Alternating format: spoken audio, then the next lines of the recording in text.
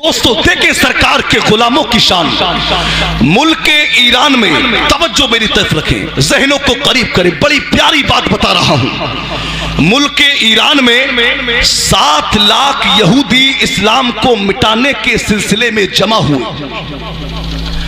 7 लाख यहूदी इस्लाम को मिटाने के सिलसिले में जमा हुए और उन 7 लाख यहूदियों में ये मशवरा हुआ कि इस वक्त में एक मुसलमान है जिसका नाम खालिद इब्ने वलीद है और इस्लाम की तमाम बुनियादें उसी के सर पर रखी हुई है। अगर हम खालिद इब्ने वलीद का कत्ल कर देंगे तो इस्लाम आसानी से मिट जाएगा, इस्लाम आसानी से खत्म हो जाएगा।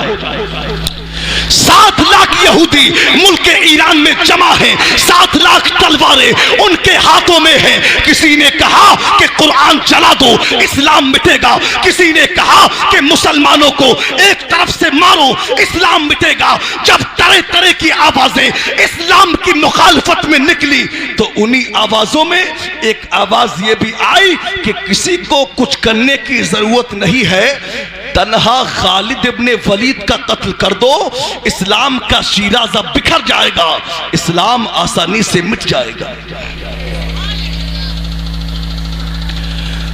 7 लाख यहूदी इस मशवरे पर मुत्तफिक हुए और कहा कि बात तो ठीक है, मगर अब उन 7 लाख यहूदियों का जो खुसूसी मेहमान था, 7 लाख यहूदियों का जो खुसूसी स्पीकर था, अब जब वो स्पीच देने के लिए स्टेज पर आया और उसने मजमे की तरफ को मुंह करके कुछ बोलने की कोशिश की, जैसे ही उसने कुछ बोलना चाहा, अचानक उसकी जुबान में ताले पड़ गए, उसकी गर्दन झुक गई। बादशाह ने कहा, ए पोप कैसे खामोश हो, कुछ तो बोलो। ये 7 लाख का मजमा तुम्हें सुनने के लिए बेताब बेकरार है, आप इस मजमे के खुसूसी मेहमान हैं, अगर आप ही नहीं बोलोगे तो कौन बोलेगा। अब पोप ने बादशाह की तरफ इशारा करके अपने करीब बुलाया और कहा कि ए बादशाह सलामत, मैं माफी चाहता हूं कि मैं इस मजमे में नहीं बोल सकता। बादशाह ने कहा, क्यों नहीं बोल सकते? कि आप 7 लाख का मजमा देखकर डर गए? तो पोप ने कहा कि मैं 7 लाख के मजमे से नहीं डरा, बल्कि इस 7 लाख के मजमे में कोई ऐसी ताकत मौजूद है कि जब मैं बोलने की कोशिश कर रहा हूं तो अचानक मेरी जुबान पर ताले पड़ जा रहे हैं, मेरी पेशानी झुक जा रही है। बादशाह ने कहा, अच्छा वो ताकत कौन सी है, जरा ताकत का नाम बताओ। तो पोप ने कहा, बादशाह सलामत, उस ताकत का नाम है मुसलमान। जरा मोहब्बतों से कहे या रसूल अल्लाह, देखे मुसलमानों की शान। पोप ने कहा, उस ताकत का नाम है मुसलमान। अब बादशाह ने जब ये सुना तो बादशाह सुनकर मुस्कुराने लगा और कहने लगा, कैसी बातें करते हो, 7 लाख यहूदियों के दरमियान एक मुसलमान कैसे आ सकता है। तो पोप ने कहा, बादशाह सलामत, वो ताकत यहां मौजूद है। अब बादशाह ने कहा, अगर वो ताकत मौजूद है तो जरा उसको उठाकर दिखाओ, वो कहां है। पोप ने कहा, ठीक है, मेरा आवाज तो निकल नहीं रहा है, आप मजमे से किसी ऐसे इंसान को भेजिए जिसका आवाज बुलंद हो। अब मजमे से एक जवान स्टेज पर आया और पोप ने उस जवान से कहा, ऐ जवान, इस मजमे की तरफ को मुंह करके ये कहते, ऐ मुसलमान, तुझे तेरे नबी का वास्ता, ऐ मुसलमान, तुझे रहमतुल लिल आलमीन का वास्ता, ऐ मुसलमान, तुझे मुस्तफा जान रहमत का वास्ता, ऐ मुसलमान, तुझे तेरे नबी का वास्ता, तू जहां है वहीं खड़ा हो जा, क्योंकि मुसलमान सब कुछ बर्दाश्त कर सकता है मगर अपने नबी का नाम खामोशी के साथ निकल नहीं सकता।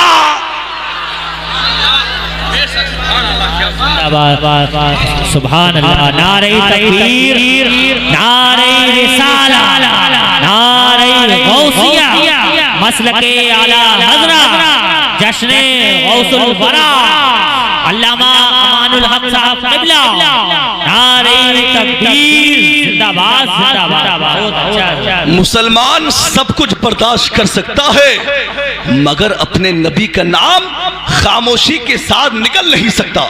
जवान स्टेज पर आया और मजमे के तरफ को मुंह करके कहा कि ऐ मुसलमान तुझे तेरे नबी का वास्ता, ऐ मुसलमान तुझे मुस्तफा जाने रहमत का वास्ता, ऐ मुसलमान तुझे रहमतुल लिल आलमीन का वास्ता, तू जहां है वहीं खड़ा हो जा। अब जवान की जुबान से इन जुमलों का निकलना था कि 7 लाख यहूदियों के दरमियान बीचा बीच मजमे में एक पतला दुगला नौजवान खड़ा हो गया जो खाली हाथ है, चेहरे पर दाढ़ी है, सर पर अमामा है। 7 लाख यहूदियों के मजमे में हंगामा पैदा हो गया। 7 लाख के मजमे ने अपनी मियानों से तलवारों को निकाला तो बादशाह ने कहा लोगों इस पर हमला ना करना, बहादुर है ये, ताकतदार है ये, हिम्मतदार है ये। अरे ऐसे हिम्मतदार लोगों को मारा नहीं जाता, ऐसे हिम्मतदार लोगों को पाला जाता है।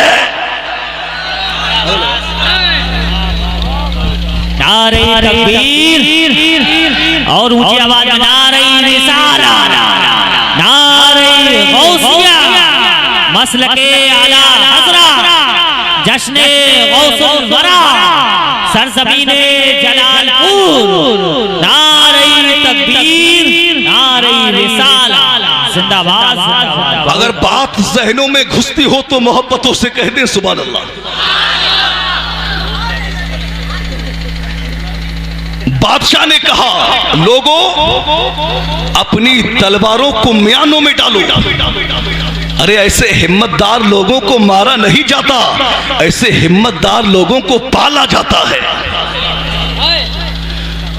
अब सब लोगों ने अपनी अपनी तलवारें म्यान में की और अब बादशाह ने मुसलमान के तरफ को रुख किया और कहा कि ऐ मुसलमान मेरे करीब आ जा। बादशाह ने मुसलमान को अपने करीब बुलाया मगर मुसलमान ने करीब आने से इनकार कर दिया। बादशाह बुला रहा है, मुसलमान करीब आने से इनकार कर रहा है और मुसलमान ने कहा ऐ बादशाह सलामत कान खोल कर सुन ले, मुझसे मेरे नबी ने फरमाया था कि जिस दिन तू मेरा हो जाएगा उस दिन तुझे किसी के पास जाने की जरूरत नहीं पड़ेगी बल्कि सारा जमाना तेरे कदमों में आ जाएगा। जरा सरकार का दीवाना कोई मजमे में हो तो खड़ा होकर नारा लगाए।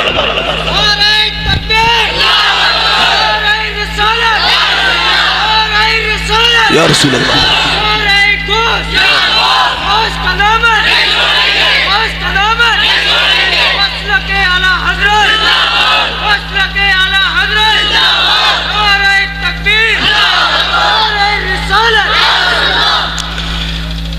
मुसलमान ने कहा बादशाह सलामत मेरे नबी ने फरमाया था कि जिस दिन तू मेरा हो जाएगा उस दिन किसी के पास जाने की जरूरत नहीं पड़ेगी बल्कि सारा जमाना तेरे कदमों में आ जाएगा।